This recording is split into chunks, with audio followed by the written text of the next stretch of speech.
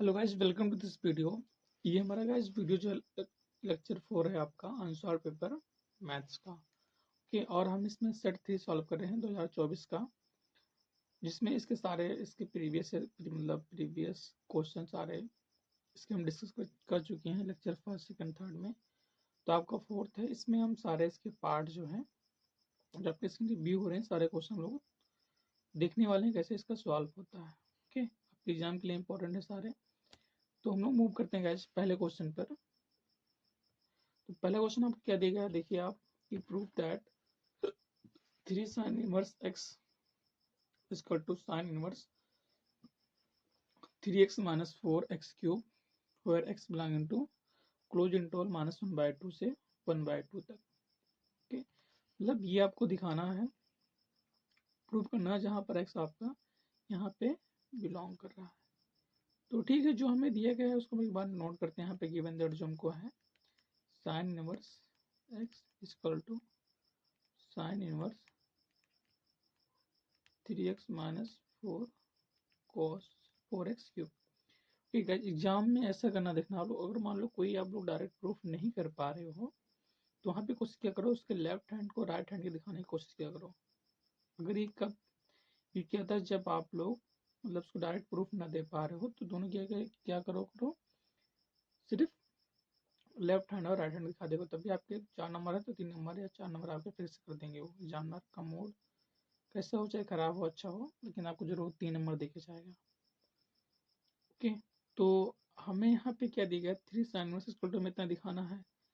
अब आप लोग क्लियरली अगर यहाँ पे ऑब्जर्व कर पा रहे हो तो आपका साइन 3x का फार्मूला बन रहा है ये। साइन 3 होता क्या होता है 3 sin x minus 4 sin cube x होता है आपका। ओके, ये आप लोग जानते हो। तो हम लोग यहाँ पे क्या करेंगे, लेट तो यहाँ का मान लेंगे कि साइन इनवर्स x बराबर आपका जो है वो कोई थीटा है। Okay, late sine inverse x बराबर आपका थीटा। तो हमें यहाँ से क्या मिल जाएगा, हमें यहाँ से मिलेगा, अगर हम लोग x बराबर देखने की कोशिश करेंगे तो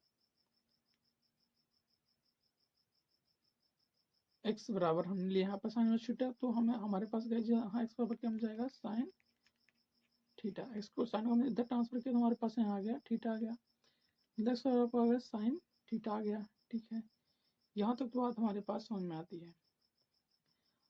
अब यहाँ से देखो हम लोग क्या क्या कर सकते हैं कि जब x आपका देखो यहाँ एक्स क्यूब भी हो जाएगा, x भी आपका सिंपली आप लोग फाइंड कर सकते हो। यहाँ देखो हमारे पास लेफ्ट हैंड किस फॉर्म में कन्वर्ट होगा इसको देखना आप लोग। 3 साइन इनवर्स x हमने क्या माना थीटा, तो आपका 3 आ गया। ओके, लेफ्ट पार्ट आपका यहाँ से कन्वर्ट हो गया। मीन्स का अगर नहीं समझ पा रहा तो आप लोग इसका एक बार नोट कर लो कि 3 साइन इनवर्स आपका किसमें चेंज हो जाएगा, 3 का आपका सेम रहेगा, साइन इनवर्स x आपका हो जाएगा 3 थीटा। अब आपका ये पार्ट जो हो गया आपका आ गया 3 थीटा, राइट, या फिर 3 साइन इनवर्स x। तो हमें यहाँ से x मिला है साइन थीटा, आप लोग जहाँ जहाँ पर x दिख रहा है वहाँ पे इसको पुट कर दो क्या साइन थीटा को। तो इन देखो राइट हैंड साइड क्या हो जाएगा आपका, in right hand side guys sine inverse आपका हो जाएगा क्या 3 x हमने क्या पाया साइन थीटा पाया है, तो साइन थीटा माइनस 4 x का क्यूब कर दो, मतलब साइन का क्यूब यानी साइन क्यूब थीटा। अब हमने बोला था अभी we know that what we know that कि जो है साइन थीटा कितना होता है, sine theta is equal to 3 sine theta minus में 4 साइन क्यूब थीटा। ठीक है जी, आपका होता है फार्मूला। तो अगर ये फार्मूला होता है तो हम लोग देखो यहाँ पे आपका सेम दिख रही है वैल्यू, तो किससे रिप्लेस हो जाएगी, आपके साइन थीटा से आपकी रिप्लेस हो जाएगी। मीन्स यहाँ क्या मिलेगा आपका sine inverse bracket sine theta. Okay, या फिर हम लोग साइन साइन अब कैंसिल हो जाएगा तो सिर्फ क्या बचेगा आपका 3 थीटा ही बचेगा। वो थीटा का लो चाहो वैल्यू पुट कर दो तो क्या हो जाएगा आपका इस 3 थीटा, थीटा मीन्स क्या साइन इनवर्स एक्स। ये आ गया आपका, आपने राइट उठाया आपको क्या मिल गया, लेफ्ट हैंड मिल गया। ओके, लेफ्ट हैंड आपका यहाँ पर आ गया। तो this is your proof. Are you can say that guys, what you can say that, you can say that left hand equal to right hand, left hand equal to right hand. क्यों? क्योंकि आपका left hand क्या था, 3θ आया था और right भी आ गया, या फिर हमने दिखाने के इसको लिख दिया स्टेप कि आपका लेफ्ट राइट के इक्वल है। तो वही है, आपके यहाँ से बात भी सही है कि आपका गाइस ये लेफ्ट है। ठीक, तो हमें यहाँ से क्लियरिटी हो रही थी कि यहाँ पे साइन थी लगेगा, इसलिए हमने एक्स बराबर यहाँ क्या माना, साइन थीटा, हमने थीटा मान लिया, बस अपना सारा प्रूफ नहीं किया, आपका एक कंप्लीट प्रूफ हो गया। ओके, नेक्स्ट हम लोग मूव कर रहे हैं। फिर नेक्स्ट क्वेश्चन क्या दी गया आपको, if cos y equal to x cos a plus y and cos a not equal to 1, then prove that dy by dx equal to cos square a plus y sin a। वैसे तो ये आपका repeated question है, इससे पहले जो हमने solve किया था सेट थर्ड का, कि आपका सेट कौन सा है, सेट में सेकंड लिया था ना, थर्ड, हाँ, तो सेट सेकंड में जो है ये क्वेश्चन आपको पूछा गया था। ओके, तो हम लोग सॉल्व करते हैं। अगर आप उसको देखोगे, हाँ ये लिस्ट आप लोग कर सकते हो। तो cos y इक्वल टू में दिया गया है x cos a plus y. अब हमें डी वाई बाई डी निकालना, तो हम लोग उसको सिंप्लीफाई कुछ बनाते हैं, हम लोग x को सेपरेट कर लेते हैं। ओके, यहाँ से x और हमें क्या मिल जाएगा, cos y अपान में इसको नीचे आ जाएगा आपका cos a प्लस वाई ना। अब हम लोग करेंगे इसको differentiate with respect to x, guys differentiate with respect to x, sorry x नहीं y के रेस्पेक्ट में, dx बाई वाई, dx तो ये y के रेस्पेक्ट इसको डिफरेंशिएट कर देंगे विद रिस्पेक्ट टू आपका x के रेस्पेक्ट में क्या है, तो इधर 1 इधर y। ओके, हाँ y के x के रेस्पेक्ट नहीं करो, कोई दिक्कत नहीं गाइस, हम लोग यहाँ पे कर रहे हैं x के रेस्पेक्ट में ही। तो क्योंकि ये देखो हमें dy बाई dx मिल ही जाएगा यहाँ पर, तो ये हमारे पास कट जाएगा इजीली, अच्छा रहेगा फिर। तो इसीलिए हम डिफरेंशिएट करेंगे विद रिस्पेक्ट टू x, तो क्या हो जाएगा आपका dx अपान x, यहाँ क्या मिलेगा u अपान v या फिर f अपान g लगाओ, मतलब डिविडेंड रूल। तो आपका डिनोमिनेटर एक बार हम लोग सेम लिखते हैं, शायद मालूम होगा फार्मूला आप लोग को, cos a प्लस वाई, फिर इसका एक बार हम लोग करते हैं डिफरेंशिएट। तो cos कितना होता है नेगेटिव में, sin y। चाहो तो आप लोग यहाँ x का रेस्पेक्ट में कर सकते हो, y के रेस्पेक्ट में, दोनों के रेस्पेक्ट में कर सकते हो, कोई दिक्कत है नहीं। अगर y करोगे तो यहाँ से y आपका कट जाएगा। ओके, और आपका सिंप्लिसिटी जो है, चलो y के रेस्पेक्ट नहीं करते हैं, इसके बने तो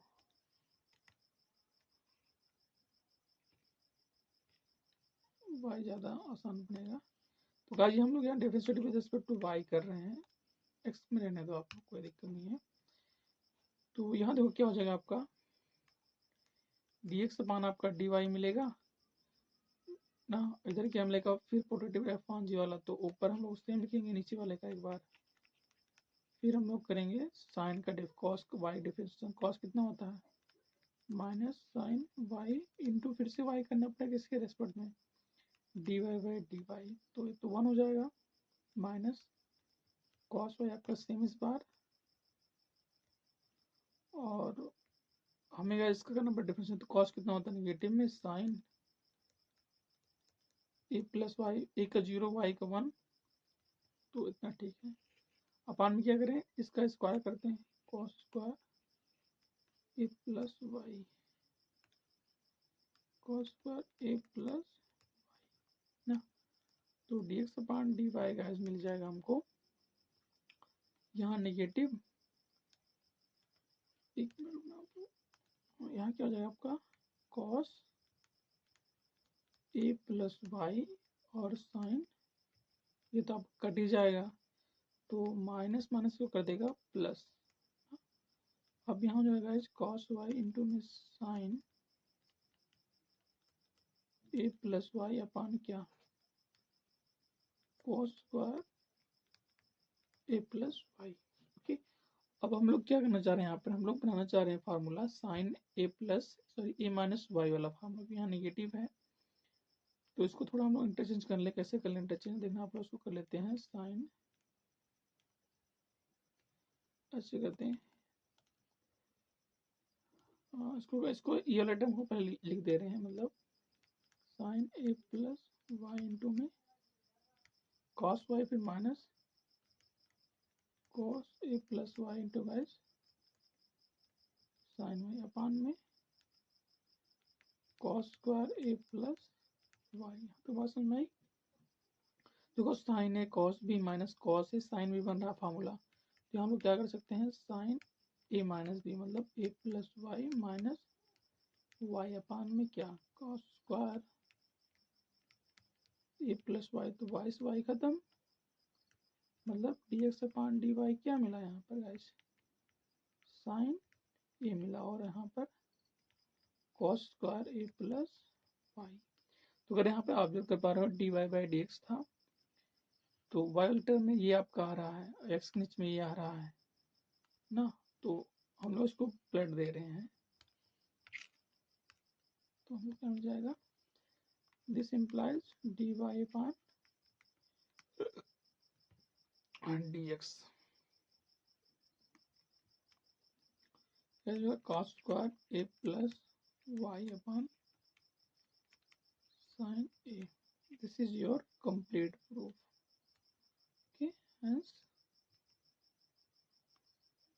प्रूफ, ये अब क्या हो गया, प्रूव्ड हो गया। बहुत सिंपल तो था ही, लेकिन एक बार अगर सॉल्व करेंगे इस तरह के क्वेश्चन तो ओके, तो ठीक है, फिर हम लोग बढ़ रहे हैं नेक्स्ट क्वेश्चन पे। कोई डाउट वाउट होगा तो आप लोग कमेंट कर लीजिएगा, नहीं तो कोई बात नहीं है गाइस। तो ये सारा कुछ आपका है। अगर यहाँ आप लोग एक्स दर्शन करते तब भी कोई दिक्कत नहीं थी, यहाँ वाई वाई आता, वाई कॉमन लेते, d y by d x तो करना पड़ता तभी आता, लेकिन हम लोग वाई का रेस्पेक्ट करें तो ये हमारे पास वाई इधर कट गया जी के साथ में, इधर ही हमें दिक्कत एडजस्ट करना पड़ा बस। तो किसी रेस्पेक्ट करो आंसर सेम ही आएगा। ओके, आप लोग नेक्स्ट क्वेश्चन देखो क्या दिया गया है।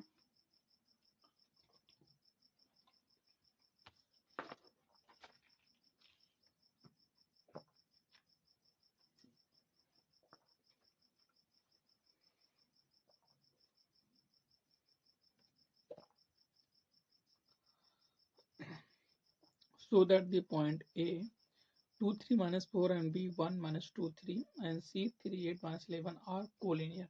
जी भी इंपॉर्टेंट क्वेश्चन है, अगर सेट में आप किसी सेट में है तो जाहिर करना हर सेट में रहेगा उस तरह question.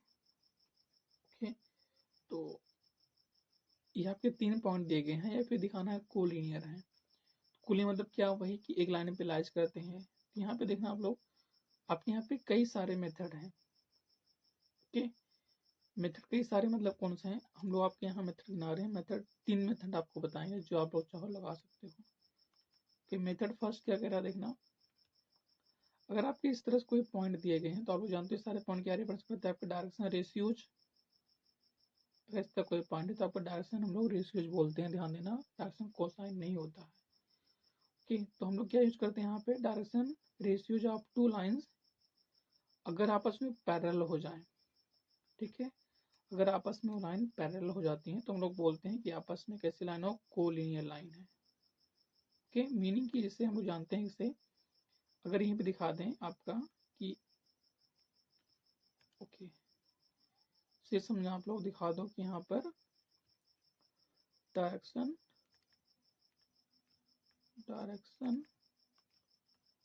ratios of two line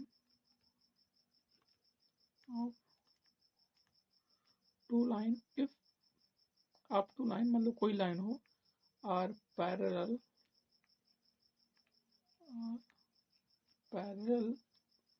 then these line are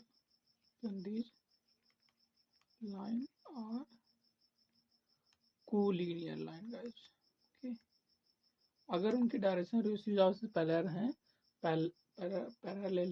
तो पैरेलल हैं तो आपस में कहलाती हैं कोलिनियर कहलाती है। ओके, तब का पहला मेथड है, मतलब आप जैसे डायरेक्शन रेशियो मान लो A1 upon A2 equal to आ जाए B1 upon B2 equal to C1 upon C2, अगर ये कंडीशन आपकी होल्ड हो रही है तो जहाँ A1 क्या है, A1 B1 C1 पहले का डायरेक्शन रेशियोज है, A1 A2 B2 C2 आपके सेकेंड लाइन का आपका डायरेक्शन रेशियोज है। तो अगर इन दोनों का मतलब रेशियो हमारे पास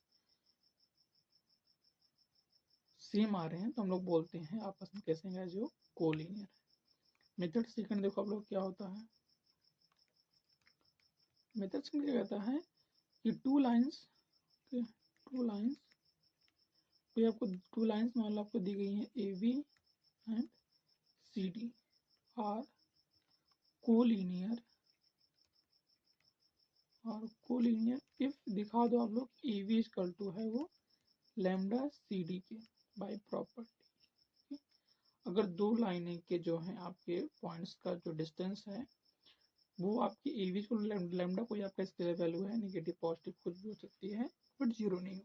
ओके, तो हम लोग बोलते हैं दीज लाइन आर कोलिनियर। अब मेथड थर्ड भी आप लोग देख लो यहीं पर क्या दिक्कत है। इस मेथड थर्ड क्या कहता है, इनमें तीन में से कोई यूज कर रहा हो तो तीनों करेक्ट है, जान देना। ऐसा नहीं मान लो कोई अगर इसको यूज किया इसको नहीं किया तो बोलो गलत है, गलत नहीं है। हमने क्या बोला कि कोई लाइन अगर कोई होते हैं तो आपस सारे एक ही पॉइंट पे इलाज करते हैं। मान लो कोई लाइन है, ये डोंट कर रहा आपका ए, ओके, ये डोंट कर रहा है, ये आपका बी हो गया, ये आपका सी हो गया। Then these point are collinear, these point are collinear if क्या हो जाए आपका AC का जो डिस्टेंस है किसके हो जाए AB प्लस BC के इक्वल आ जाए। गाइस AB प्लस इस होल डिस्टेंस इसके बाई पार्ट के अगर इक्वल आ रहा तभी हम लोग बोलते हैं आपस में कैसे हैं ये कोलिनियर ये लाइन है यहाँ पर। ओके, तो आपके सुटेबिलिटी के लिए आप लोग कोई भी यूज कर सकते हो। यहाँ पर आपकी सुटेबिलिटी हम लोग पहला स्टेप यूज कर रहे हैं to show that this line are collinear or not. Okay, तो हम लोग सबसे पहले जो हमको गिवन उसके पॉइंट का लेते हैं। गिवन दैट जो हमको है पॉइंट, गिवन दैट क्या दिया गया, पहला पॉइंट ए आपको दिया गया है 2 3 -4, आप लोग चाहे जो निकाल लो कोई दिक्कत नहीं है। और बी दिया गया है 1 -2 3, और आपको सी क्या दिया गया है 3 8 -11।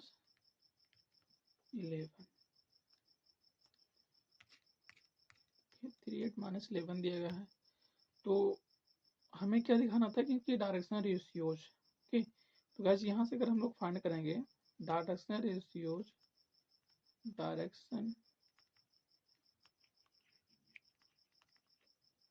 रेशियोज ऑफ लाइन AB, अगर AB की डायरेक्शनल रेशियो है तो आप जैसे मान लो यहाँ x1 y1 z1 है, यहाँ x2 y2 z2, क्या करते हो x2 - x1 ना, मतलब 1 - 2, सेकेंड -2 y2 - y1, फिर 3 + 4।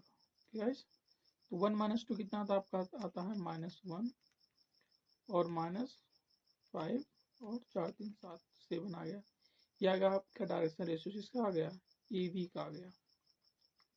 सिमिलरली कि देखो यहाँ से हमारे पास दो लाइन बनेगी AB और BC, इसलिए हम दोनों लाइनों को यहाँ पर E1/2 भी देखेंगे कैसे होता है आपका।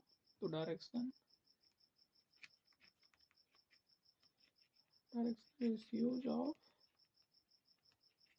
Line CD।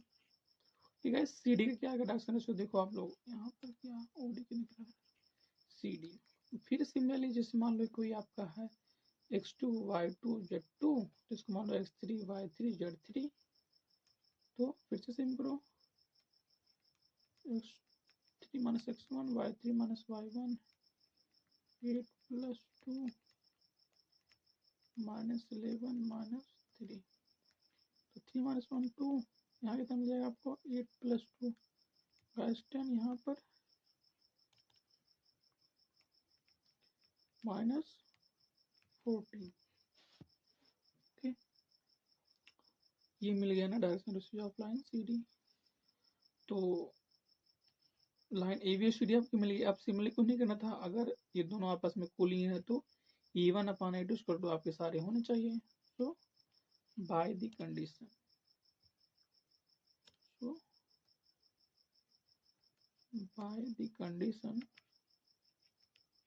by the condition of collinear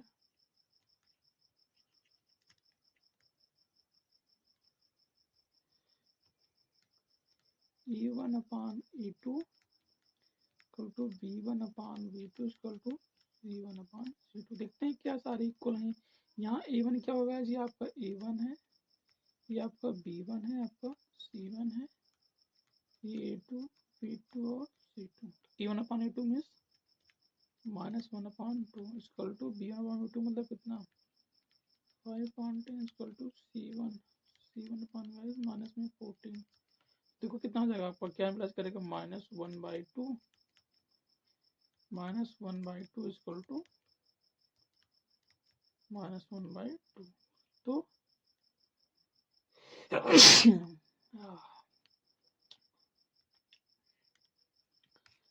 ये नहीं होगा जो भी किया हमने।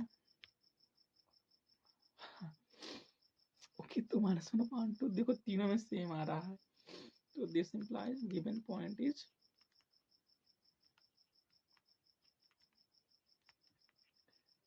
कोलिनियर। ओके, आई होप कि सारे आपके डाउट क्लियर हुए होंगे क्या यहाँ पर है।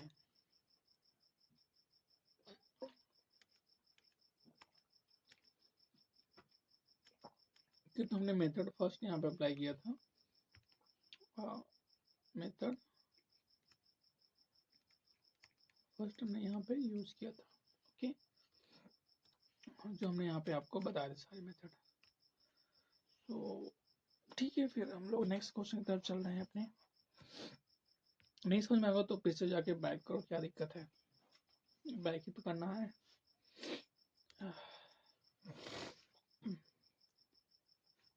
ओके गाइस, हमें किसको सॉल्व करना है? Solve given differential equation. तो ये तो आप लोग करते ही आते हो हमेशा।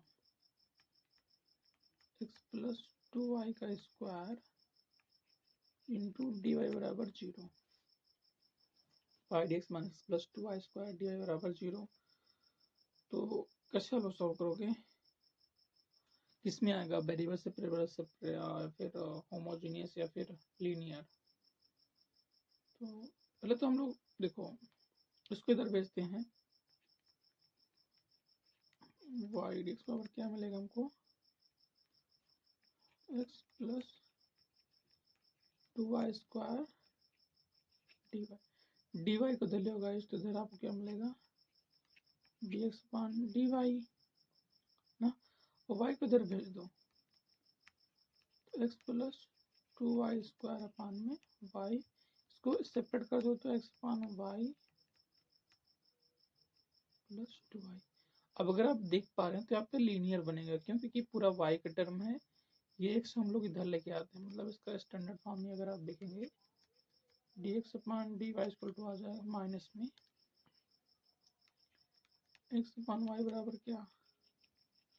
2y। Okay, it is your in standard form given question, as you can observe that this is form of dx upon dy plus px is equal to आपका गाइस q। ओके, तो यहाँ देखो p की value कितनी आ जाएगी आपका? -1 upon y। अगर आप लोग कंपेयर करो तो इससे, तो this implies p is equal to क्या? -1 अपान y। हम लोग निकालते क्या है? Integrating factor. क्या होता है? e की पावर p dy।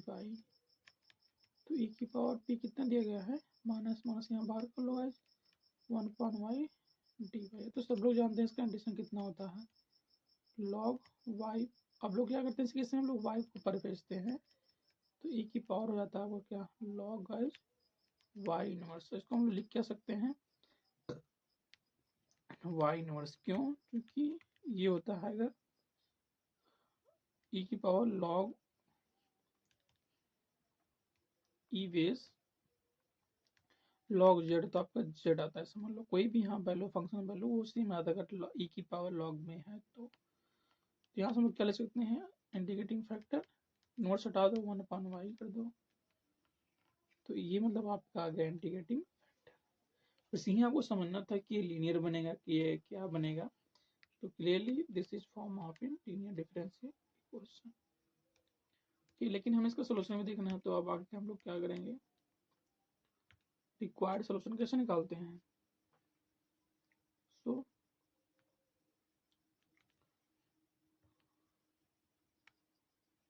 रिक्वायर्ड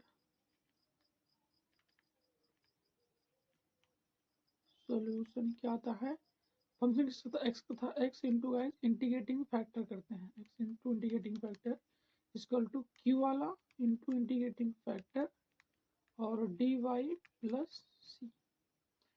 यहाँ से आप लोग देखो ना, तो y कितना दिया गया है, q मतलब ये वाला पार्ट ना, तो y इंडिकेटिव हटा 1/y आया ही है, तो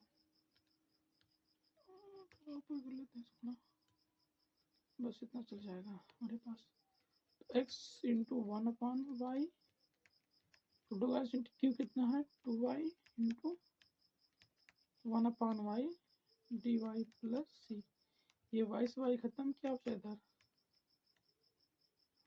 2 को बाहर कर लो प्लस सी, तो x/y मीन्स गाइस इस कंडीशन में आ जाएगा y, क्योंकि y की पावर 0 आप कर सकते हो, यहाँ x की पावर n लगा दो, फार्मूला आपका आ जाएगा, और प्लस सी, y से यहाँ मल्टीप्लाई करो, ये power equal to 2y² plus cy, this is your answer, और you can say that solution of the given differential equation. Okay guys, तो ये इस तरह आपका था, बस समझने वाली बात थी कि यहाँ पर आपका, और ये भी ध्यान से देना कि 2 नंबर में कराएंगे तो आपके सेपरेबल आएगा, और 5 नंबर में आ रहा है तो आपके वेरिएबल सेपरेबल फॉर्म तो नहीं देंगे, लेकिन होमोजीनियस दे सकते हैं, या फिर कौन सा LD लीनियर डिफरेंशियल इक्वेशन दे सकते हैं। ओके, तो कितने क्वेश्चन हो गया, ई तक हुए, चलो ठीक है, इस फिर एक ही क्वेश्चन है क्या, हाँ ये मतलब आपके 4th के सारे पार्ट खत्म होते हैं, अब हम लोग मूव करेंगे 4th क्या 5th नंबर था, अगर हम लोग देखें तो हाँ क्वेश्चन नंबर 5 था, 6th हमें करना है, यहाँ तो हम पहुँच गए हैं, तो आपको देखो ये क्वेश्चन कैसे लगेगा,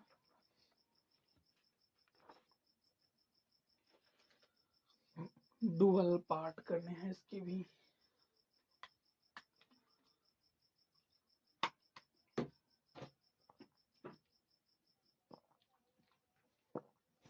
और ये भी जान लेना आप लोग, आपका पेपर मतलब जो है लेंदी बनाते हैं, जिससे आप लोग उसी में उलझे रहो,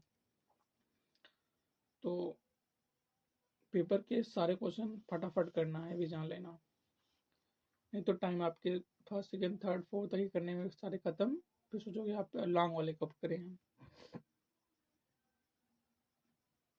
ओके, तो फिलहाल गाइस यहाँ दिए क्या गए हैं देखना, डुअल दी पार्ट तो ठीक है, if the lines x-1 upon -3 equal to y-2 upon 2k equal to z-3 upon 2, first line है, and x-1 upon 3k equal to y-1 upon 1 equal to z-6 upon -5 are perpendicular, then find the value of k।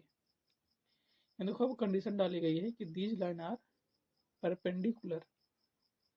Okay, तो अगर ऐसी कोई दो लाइनें आपकी जो होती हैं परपेंडिकुलर होती हैं, तो हम लोग उसका फार्मूला होता क्या आप लोग जानते हो, if these two lines are perpendicular then what is the, आपको एक इसमें है वेक्टर में है, आपका वेक्टर में तो वही है, साथ में 3D जब पढ़ते हो तो हमें आपको पता जाता है। ओके, मीन्स की गाइस यहाँ पर हम लोग कंपेयर करेंगे किस किस चीज़ों का, तो आप लोग यहाँ से जान पा रहे होंगे कि इससे ये आपका स्टैंडर्ड फॉर्म क्या होता है, x-x1 मतलब ये -1 2 3 से पास हो रही है, किसके पैरेलल है -3 2 के और +2 जो आपकी इससे लाइन बनेगी, इसकी पैरेलल असेंबली यहाँ पर ही। तो हम लोग यहाँ क्या करते हैं, आपको मालूम हो A1 into A2 plus B1 into B2 into C1 into C2 करते हैं। ओके, तो मैं डायरेक्ट लिख रहा हूँ फॉर्मूला, मतलब here A1 direction ratio of first क्या दिया गया है -3 फर्स्ट लाइन, और सेकंड लाइन क्या दिया गया है, सॉरी मतलब B1 क्या दिया गया है 2K। इसको लिख ही देते हैं तो ठीक रहेगा guys, direction ratio of first line. Okay, direction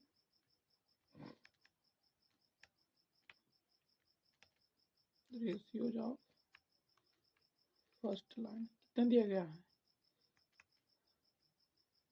E1 बराबर -3, B1 बराबर कितना guys 2K, and B1 C1 बराबर आपको दिया गया है 2। ठीक है, सिमिलरली आपका direction ratio of direction ratio of second line, तो ये क्या दिएंगे आपके A2, ये आपकी A1 A2 वैल्यू होती हैं। ओके, आप लोग जानते हो, नहीं जानते हो तो अभी जान लो। B2 equal to 1 and C2 equal to कितना -5। तो इफ वी नो दैट, यहाँ लिख देना आप लोग, if we know that if two lines are perpendicular then we know that, WQT मतलब we know that if two lines are 3D का है या are perpendicular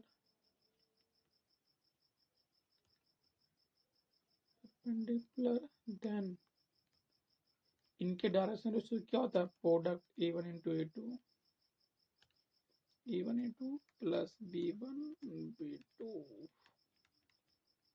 plus C1 into C2 बराबर गायब होता है 0 हो जाता है। ओके, तो सारे वालों में सिर्फ रख देनी है, उठा के पटक दो आप लोग, क्या हो जाएगा -3 into 3K plus B1 2K B2 1 plus C1 into minus में 5 बराबर का 0। तो -9K प्लस 2K माइनस 10 बराबर 0, दोनों काट के इधर भेज देते हैं हम लोग 9 और -9 प्लस 2 यानी -7K बराबर कितना 10, या फिर K बराबर है कितना आ जाएगा माइनस में 10/7। Okay, -10/7, this is your answer. तो वो था सिंपल, लेकिन 5 नंबर में पूछा गया था, आप यहाँ देख पा रहे होंगे 5 नंबर में है ये, तो अच्छा क्वेश्चन था, मैंने इसलिए बोल भी दिया, ऐसे क्वेश्चन भी फिक्स हैं, लॉन्ग में ऐसे ही आएंगे। 3D हो गया, वेक्टर हो गया, उठा देगा वहां से, इंटीग्रल डिफरेंट इंटीग्रल डालना होगा डाल देगा कुछ ना। तो अगला क्वेश्चन तरह हम लोग आज बढ़ रहे हैं, कितने मिनट हो गए यार, आधे घंटे तो हुई है। ठीक है, इसको करने के बाद हम लोग स्टॉप कर देंगे, आगे क्वेश्चन नेक्स्ट लेक्चर में अपलोड करेंगे। तो a dice was thrown twice and it was found that sum of the number that appeared was 6। क्या कर रहे हैं, a dice was thrown twice मतलब एक डाइस है, इसको 2 बार वो उछाल रहे हैं, ए डाइस वाज थ्रोन, एक डाइस को 2 बार उछाली गई। ठीक है, it was found that the sum of the number that appeared was 6, जो उन दोनों डाइसों पे अपीयर वो नंबर उनका सम कितना आ रहा है 6 आ रहा है। तो find the conditional probability that the number 4 appeared at least once. Okay, मतलब हमें कंडीशनल प्रोबेबिलिटी किससे निकालनी है, find the conditional probability that number 4 appeared at least 1, मतलब 4 कम से कम एक बार अपीयर हो, उसकी प्रोबेबिलिटी, जहां हमका को गिवन दैट क्या है कि उन सभी दोनों डायसों पे सम आपका 6 आना चाहिए, मतलब दोनों डायसों पे 6 आ रहा हो तो 4 कम से कम एक बार 4 आने की प्रोबेबिलिटी क्या होगी। शायद आपको क्वेश्चन समझ पा रहे होंगे कि एक डाइस मतलब 2 बार उछाली गई, ओके, फिर हमको प्रोबेबिलिटी को फाइंड करनी है जब कम से कम दोनों पे एक दोनों का सम 4 है, जबकि ये गिवन हो कि दोनों डाइस में आपका 6 है। तो हम लोग यहाँ सैंपल स्पेस निकालते हैं। अब सैंपल स्पेस कैसे हो जाएंगे, सैंपल स्पेस, या फिर आप लोग बोल सकते हो टोटल आउटकम्स, जो आप लोग बोलो गाइस एस। तो आपके देखो फर्स्ट डैश पे कितने नंबर आते हैं, 6 नंबर, 1 2 3 4 5 6। फिर सिमिलरली आपके सेकंड डैश कितने होते हैं, उस पर भी सेम रहेगा, 2 3 4 5 6। अब टोटल आउटकम्स मतलब जैसे मान लो कि आपने एक डैश थ्रो किया, तो ये पॉसिबिलिटी दोनों पे 1 1 आए। फिर हमने अपने थ्रो किया, मान लो एक पे 1 आ रहा है, दूसरे पे 2 आ रहा है, फिर एक पे 1 आ रहा है, दूसरे मान लो 3 आ गया। इस तरह हमें मतलब टोटल आप जानते होंगे, अगर आपको 2 डैश उछाली जाती है 2 बार, एक डैश 2 बार, तो हम लोग कि एक डैश टोटल आउटकम 6 है, तो 2 बार चलेगी उसको हम लोग स्क्वायर कर देते हैं, मतलब पावर, तो टोटल 36 आएंगे। अब कौन कौन आएंगे, चाहो उसको लिख लो। मतलब फर्स्ट हम लोग स्टार्ट करते हैं, बाकी फिर चेंज कर देंगे। मतलब फर्स्ट डाइस पे 1 आया और सेकंड पे 1 आ गया, फिर फर्स्ट पे और सेकंड पे 2 आ गया। सिमिलरली आपका फर्स्ट मान लो 3 आ गया। इस तरह से गाइस बढ़ता जाएगा, कहाँ से जाएगा, फर्स्ट पे बार फर्स्ट, और मान लो कि सेकंड डाइस पे आपका 6। ये पहला पेयर बना। फिर दूसरा पेयर हम लोग कुछ और उठा लें कि पहले डाइस पे 2 आ गई, दूसरे पे 1, फिर 2 2 2 3, कहाँ तक 2 6 तक। ओके, फिर नेक्स्ट 3 1 3 2 और 3 3, फिर आपका हो जाएगा 3 6। उसके बाद 4 1 4 2 4 3, ये भी आपका जाएगा 4 6 तक। फिर 5 भी तो आएगा, 5 1 5 2, ऐसे कहाँ तक है, 5 6 तक। एक 6 वाला ही बचा है, तो 6 1 6 2 अप 6 5 एंड गाइस 6 6। तो आपके टोटल 36 आपकी आउटकम है। यहाँ तक आप जैसे देखो, इसमें 6 6 6 12, 12 से 18, 18 से कितना 24, 24 से 30, 30 से 36। तो NS मतलब टोटल आपके सैंपल में कितने आ गए, 36 एलिमेंट आ गए। ऐसे सारे कुछ आपको एग्जाम में करना। अब यहाँ पर एक इवेंट मानो कि शो करके दोनों डाइसों पे सम कितना आएंगे, आ जाए 6 आए। फिर हम लोग नोट करते हैं कि लेट इवेंट ए क्या ढूंढ कर रहा है, denotes the sum of number on dice is 6. Don't the sum of number on dice is 6। मतलब दोनों डाइसों पे क्या है, नंबर उनका 6 है। तो ठीक है, अगर जब दोनों डाइसों पे सम है तो कितने नंबर ऑफ एलिमेंट आएंगे, कि जो दोनों डाइसों पे नंबर 6 थे। तो ऐसा करने देखो, ऐसे ट्राई करो कि पहले पे मान लो, दूसरे पे हायर ले लो। मतलब मान लो पहले हमने 1 लिया, दूसरे हमने ले लिया 5, तो 5 और 1 + 5 का सम 6 आएगा। अब एक को बढ़ाओ, दूसरे को घटाते चले जाओ, आपको अपने आप पेयर मिल जाएंगे, ढूंढने की जरूरत नहीं है। यहाँ 2 4 3 3, फिर 4 2, फिर नेक्स्ट 5 1।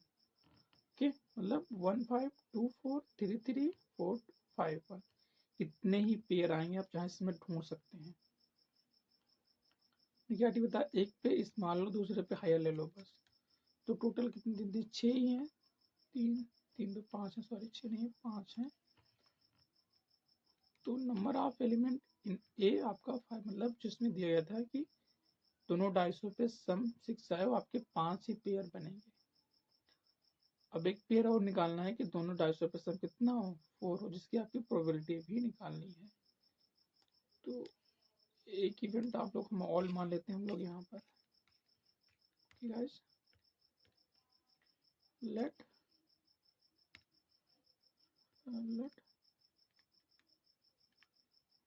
इवेंट वी क्या डिनोट करेगा, denotes event b denotes that sum on the dice is कितना हो, 4 appeared appeared or appeared at least one क्योंकि इसमें देखो बोला गया था कम से कम 4 एक बार आए, तो इसमें इवेंट बी मारे हैं denotes that sum of the dice is 4 appeared at least, नहीं सम नहीं रहेगा, यहाँ बोला गया था 4 appeared at least one, तो इसको हटाना पड़ेगा सम को। Note that on the dice 4 is ऐसा स्टार्ट लिखते हैं, denotes that 4 has appeared 4 has appeared at least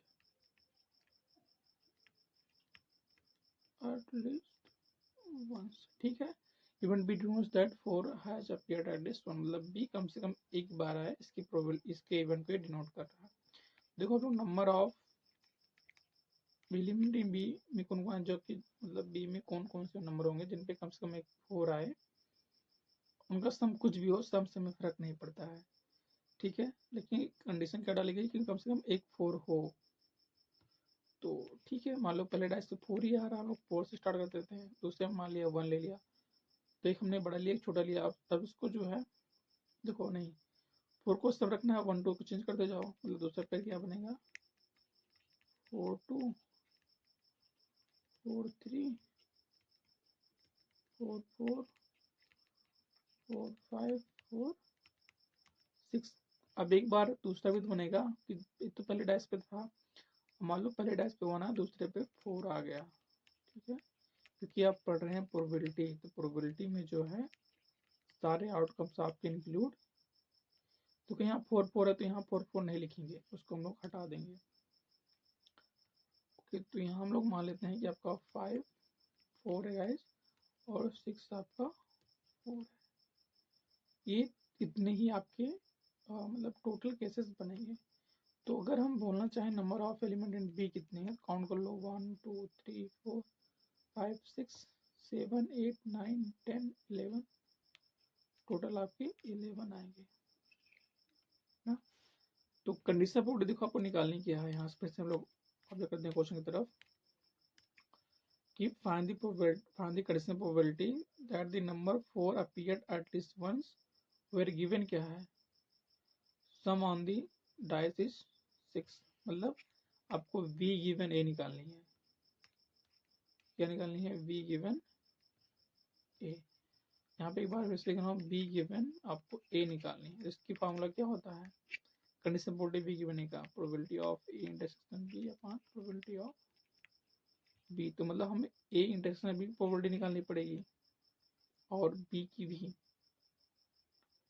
ए से हमें कोई मतलब नहीं, तो यहाँ प्रोबेबिलिटी आप बी निकाल लेते हैं, देखो कितनी जाएगी, प्रोबेबिलिटी ऑफ बी आपका हो जाएगा n B upon n S, मतलब number of element in B upon total number of element in S. तो बी में तो 11 है, हमें क्लियर दिख रहा है, और इसमें कितना 36 थे। okay? अब हमारे पास एक और यहाँ पर है, ए इंटरसेक्शन बी की भी निकाल लो प्रोबेबिलिटी, तो इसको भी मिटा रहे हैं, अभी लास्ट में लिख देंगे यहाँ। तो यहाँ पर देखना आप लोग, अब यहाँ देखो आप लोग ए इंटरसेक्शन बी क्या डिनोट करें हमारे पास, ही डिनोट्स दैट, यहाँ एक बार मैं लिख दे रहा हूँ।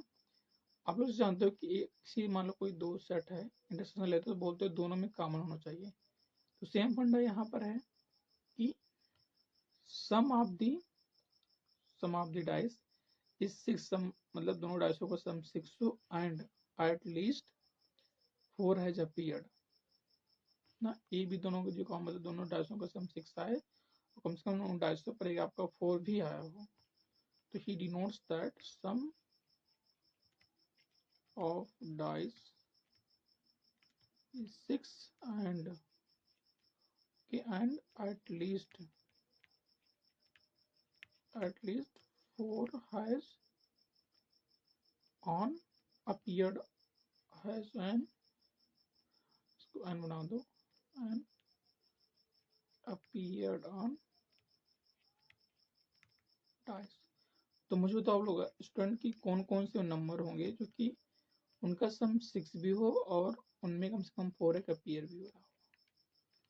तो बहुत ईजी है, देखो 2 4 और क्या 4 2, इसके अलावा कोई नहीं है। आप लोग चाहे कर सकते हो कि मतलब देखो इन दोनों का सम 6, 4 + 2 6, 4 + 2 6 और उनमें 4 अपीयर भी हो रहा है। 4 का कॉम्बिनेशन किसी और साल होगा तो कभी 6 नहीं, सिर्फ मान लो 4 ले लो, 1 ले लो, तो 4 + 1 5 बन रहा है, 4 + 3 7 बन जा रहा है, जो कि 6 से ज़्यादा बन जा रहा है, उसको हम लोग नेगलेक्ट मार देंगे।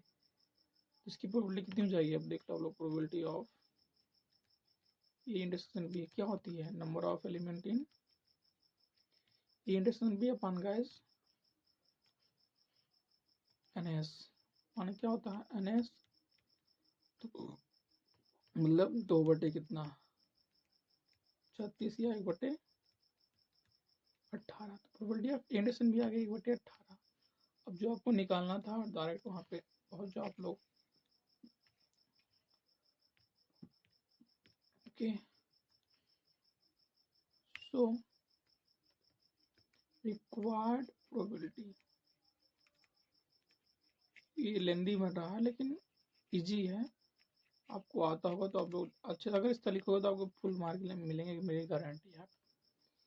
तो रिक्वायर्ड प्रोबेबिलिटी कितनी हो जाएगी, प्रोबेबिलिटी आपको बी गिवन ए निकालना है, मतलब कि प्रोबेबिलिटी उसकी जो कि 4 अपीयर हो जहां दोनों का सम 6 आ रहा हो। तो हमने 6 माना था, बी हमने 4 की माना था, तो इसलिए बी गिवन ए लिख रहे हैं, ना कि ए गिवन हमने बी लिखा है।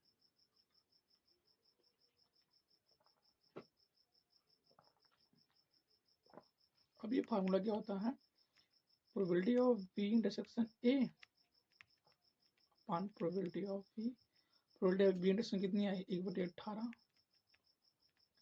1/18। प्रोबेबिलिटी ऑफ बी कितनी आई है यहाँ से गाइस 11/36। इसको हम लोग थोड़ा ब्रेक कर दें तो 1/18 इंटू 36/11, 80 इंटू कितना 36 मीन्स 2/, निकल दो रहा क्या,